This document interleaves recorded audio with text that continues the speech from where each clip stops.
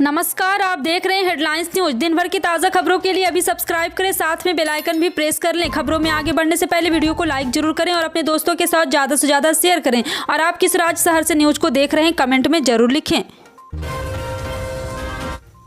नई Delhi railway station और इससे सटे मेट्रो स्टेशन के बीच निर्बाध कनेक्टिविटी मुहैया कराने के लिए शनिवार को स्काई वॉक जनता के लिए खोल दिया गया। अधिकारियों ने बताया कि 242 मीटर लंबा यह स्काई वॉक रेलवे स्टेशन की अजमेरी गेट की तरफ यातायात को व्यवस्थित करने में भी मदद करेगा। इसमें 140 सीढ़ियां लगी है, साथ में सीसीटीवी कैमरे भी लगाए गए हैं। दिल्ली मेट्रो रेल निगम के एक प्रवक्ता ने बताया कि इस स्काई वॉक का निर्माण DMRC ने उत्तरी रेलवे के साथ मिलकर किया है और यह नई दिल्ली रेलवे स्टेशन के अजमेरी गेट के तरफ वाले हिस्से को पास के येलो लाइन के मेट्रो स्टेशन और एयरपोर्ट एक्सप्रेस लाइन से जोड़ता है। उन्होंने बताया कि इसे सुबह यात्रियों के लिए खोल दिया गया है।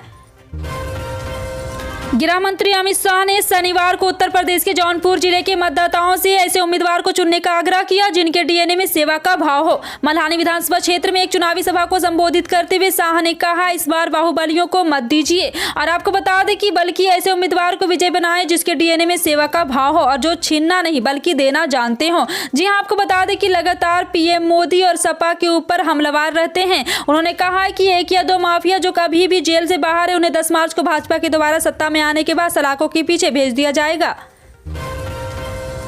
5 राज्यों के विधानसभा चुनाव के लिए अंतिम चरण का चुनाव प्रचार शनिवार को समाप्त हो गया। अंतिम चरण में उत्तर प्रदेश 9 जिलों की 54 सीटों पर 7 मार्च को मतदान होगा। अंतिम चरण के चुनाव प्रचार की समाप्ति के बाद भारतीय जनता पार्टी के राष्ट्रीय अध्यक्ष JP नड्डा ने दिल्ली स्थित पार्टी कार्यालय में प्रेस कॉन्फ्रेंस की। इस दौरान उनके साथ गृह मंत्री अमित शाह भी मौजूद रहे। प्रेस कॉन्फ्रेंस में JP नड्डा ने कहा कि हमें चुनाव प्रचार के दौरान पता चला है कि जिन 4 राज्यों में भाजपा की सरकार है, इन सभी राज्यों में भाजपा फिर से मजबूत वापसी करेगी। भाजपा फिर से पूर्ण बहुमत की सरकार बनाएगी।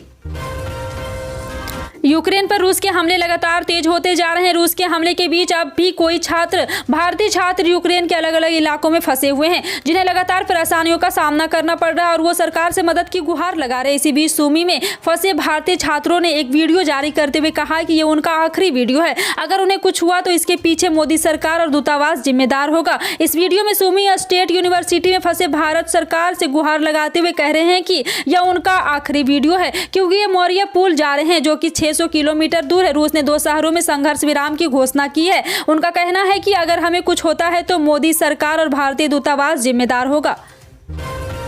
फिल्म अभिनेत्री कंगना रनौत के आजादी भीख में मांगने वाले बयान के खिलाफ आगरा न्यायालय में देशद्रोह का वाद चल रहा है। वादी अधिवक्ता समेत अन्य गवाहों के बयान दर्ज किए जा रहे हैं। शनिवार को गवाहों के बयान दर्ज करने के बाद CJM कोर्ट ने सुनवाई के लिए 9 मार्च की तारीख तय की है। बता दें कि बीते 23 नवंबर को आगरा के दीवानी न्यायालय में राजीव गांधी पर और यहाँ एसोसिएशन के अध्यक्ष रामशंकर शर्मा ने फिल्म अभिनेत्री कंगना रनौत और PM मोदी के खिलाफ राष्ट्रद्रोह का मुकदमा दर्ज कराने के लिए 156(3) के तहत CJM कोर्ट में परिवाद दाखिल किया था।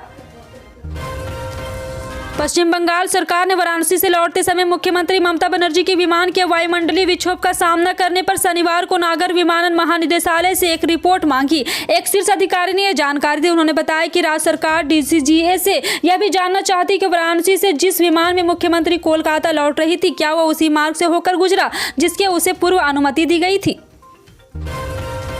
मध्य प्रदेश की सियासत के सबसे कद्दावर और चर्चित चेहरों में से एक मुख्यमंत्री शिवराज सिंह चौहान अपना 63वां जन्मदिन मना रहे हैं। एक ऐसा नेता जो मध्य प्रदेश में सबसे ज्यादा 15 साल तक मुख्यमंत्री पद पर रहने का रिकॉर्ड बना चुका है और अभी भी CM पद की कमान शिवराज के हाथों में ही है। शिवराज ने केवल सत्ता बल्कि संगठन दोनों की पहली पसंद माने जाते हैं। आज उनके जन्मदिन पर आपको बताते हैं कि उनका राजनीतिक सफर के बारे में। जी हाँ, आपको बता दें कि लगातार प्रदेश में शिवराज सिंह चौहान ने सत्ता और संगठन में ऐसा समन्वय किया था कि उनके नाम का सिक्का पूरे मध्य प्रदेश में चल निकला।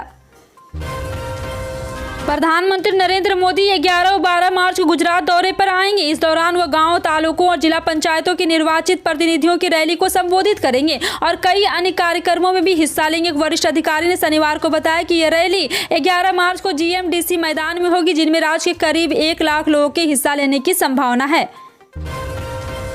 उत्तर प्रदेश विधानसभा चुनाव के लिए शनिवार को लगातार चर्चा में रहे और प्रचार थम गया है। अब 7 मार्च को राज्य के 9 जिलों की 54 सीटों पर वोटिंग होगी। इस चरण के कुल 613 प्रत्याशी चुनाव मैदान में है। 7वें और आखिरी चरण के लिए चुनाव प्रचार थमने पर लखनऊ में भारतीय जनता पार्टी के कार्यालय पर सीएम योगी आदित्यनाथ ने प्रेस कॉन्फ्रेंस की। सीएम योगी ने कहा कि प्रधानमंत्री नरेंद्र मोदी के नेतृत्व और मार्गदर्शन में बीजेपी 10 मार्च को एक बार फिर से यूपी में सरकार बनाएगी। सीएम योगी ने कहा कि बीते 5 सालों में प्रभावी कार्रवाई हुई, जिसका नतीजा ये देखने को मिला कि देश के बड़े राज्यों में से एक उत्तर प्रदेश में 6 चरणों में चुनाव शांतिपूर्ण तरीके से संपन्न हुआ है। आजकल की भागदौड़ भरी जिंदगी में किसी के पास किसी के लिए समय नहीं है। महिलाएं नौकरी कर रही है, घर और ऑफिस एक साथ संभाल रही है। ऐसे में वो इतनी व्यस्त हो जाती है कि घर के काम तो जैसे तैसे कर लेती है, लेकिन अपने त्योहार नहीं मना पाती, रीति रिवाज नहीं निभा पाती। चूंकि घर के बच्चे भी बड़ों को देखकर ही त्योहार रीति रिवाज सीखते हैं, इसलिए उन्हें भी कई त्योहारों के बारे में कोई जानकारी नहीं है। धीरे धीरे मराठी परिवार के बच्चे अपने मराठी त्योहारों को भूल ना जाए, इस बात की चिंता करते हुए राजधानी की महिलाओं ने एक ग्रुप बनाया है, जिसका नाम है आम ही मराठी, यानी कि हम मराठी है। इसमें बच्चों और महिलाओं को न केवल महाराष्ट्रियन होने पर गर्व होने की सीख दी जा रही, बल्कि नई पीढ़ी तक सभी त्योहारों की जानकारी पहुंचे, इसके लिए सभी त्योहार धूमधाम से मनाए भी जा रहे हैं।